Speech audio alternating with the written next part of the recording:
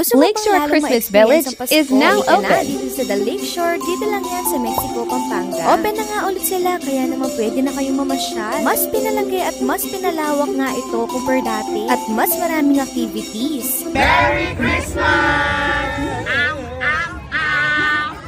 Naghahanap ba kayo ng pasyalan, lalong-lalo na ngayong nalalapit na Pasko? Isa nga ang Lakeshore sa maire-recommend ko sa inyo. Dahil napakamura nga lang ng entrance dito, 50 pesos nga lang ma-experience mo na ang napakaraming ilaw at sobrang gaganda at only picture nga kung saan mo gustong magpicture. At kung nagutom naman kayo, meron nga din ditong resto na Lola North. Grabe, sobrang sarap nga ng pagkain nila dito at magkakaroon ka din ng chance na makita si Santa Claus. Ho, ho, ho! At kung may mga chikiting nga kayong kasama ay naku, mag-e-enjoy nga din sila dito. Dahil sobrang galing at napaka-entertaining ng mga nagpe-perform nila dito. At enjoy na enjoy nga talaga ang mga bata. Pampamilya at pangkaibigan nga dito sa Lakeshore kahit pong buong barangay pa. At kung gusto nyo nga din i-try itong Ducky Swan nila ay go. Sobrang dami nga din ngayon ng mga rides na pwede mong sakyan. Kaya naman